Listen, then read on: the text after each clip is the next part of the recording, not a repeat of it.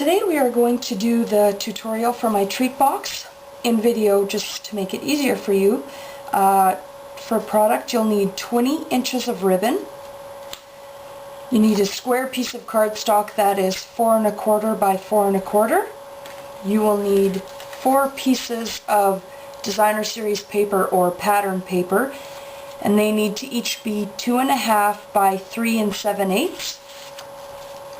And then you need 1 piece of cardstock that is 6 5/8 by 11. And we're going to start by scoring that, or as I take my cutting blade off my score tool so that I don't accidentally cut my paper. So along the long way you are going to score it at 2 5/8. Then along the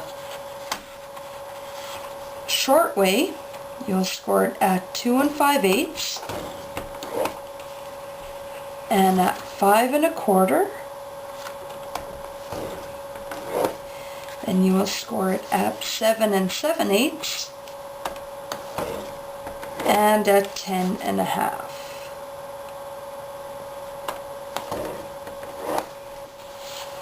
So now you're going to fold all of your score lines. It's just easier if you make them stronger to be able to work with them. And what you're going to do is you're going to cut on the bottom part, you're going to cut the flaps in for the bottom of your box. And you'll just cut right up to that score line there.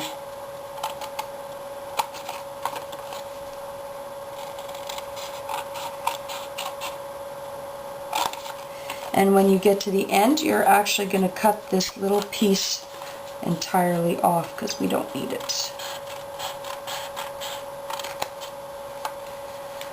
So now you need to get out your Colouzle, and you're going to be cutting the opening in the front of your box. And what you need to do is make sure your edge of your Colouzle matches on your score lines.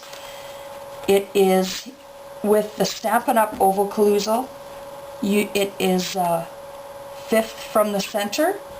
That will match in perfectly on the edges, and the 6th from the center matches top and bottom. At this point you can also use your nestabilities if you would like.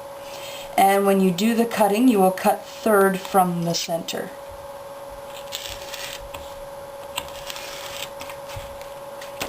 And then you will cut that off. And you need to take 1 of your designer series paper, and you're going to line it up the same way. So the 6th will be on the top and the bottom, and the 5th will be on the edges. It will be not exactly the same because you have made this a little bit smaller to do for the matting, but it's fine, just compensate for that and you'll be okay. Then here you will cut 4th from the center.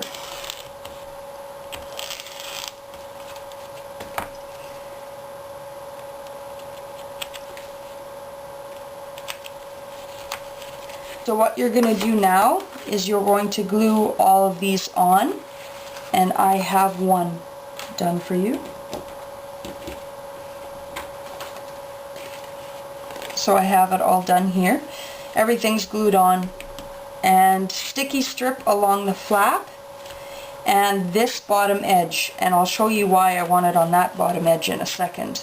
First thing we'll do is we will put together the box.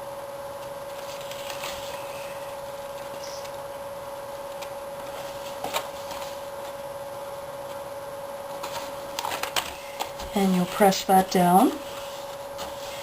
Now with the front facing me, I put the side flaps in, then I put the back flap, which is the one that has the sticky strip on it. I put that one down, and then the front one, because that way you always have a finished edge along the front of your box. And now your box is done. You can press that down. Now it's time to do your lid, which is the 4 1/4 by 4 1/4 scored piece or cut piece, and you're going to score it at 3 1/2 all the way around. So on each edge, just rotate it until every side is scored at 3 1/2.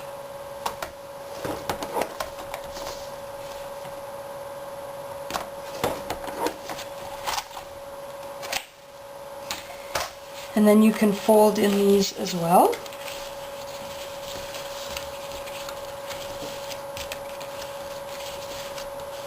And then what you'll do is you are going to cut with your scissor, just one cut along the side. I always do the furthest right, so that way I know I'm always cutting the same.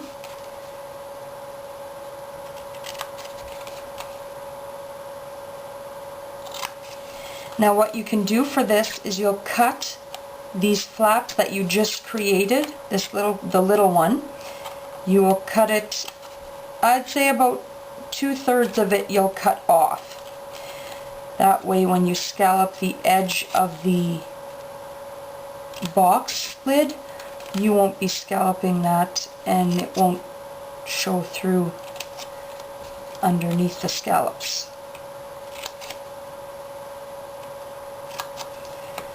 It's time to scallop the edge of your lid. You can see I've done that all the way around already. And you fold up the little flap that you just created, and you center your lid in the punch, and you punch it all together.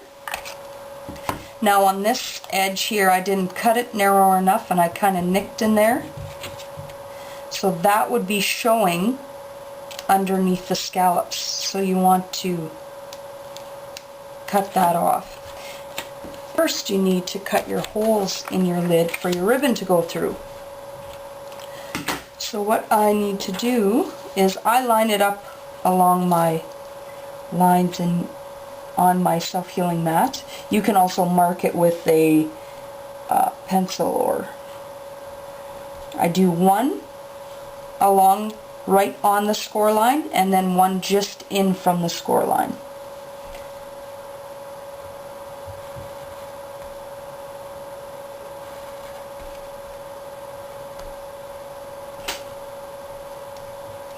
So after you do that, now you can put your box together, or your lid together. And what you do is you just put glue on this little flap here and glue it underneath, or behind, I should say, the scallop edge.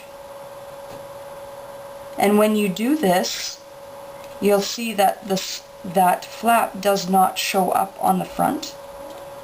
And now that you've finished off your lid, it is time to put it on your box. So you will take your ribbon and put it in one of the holes on the lid and fit it on top. Wrap it around, put the ribbon through the other hole,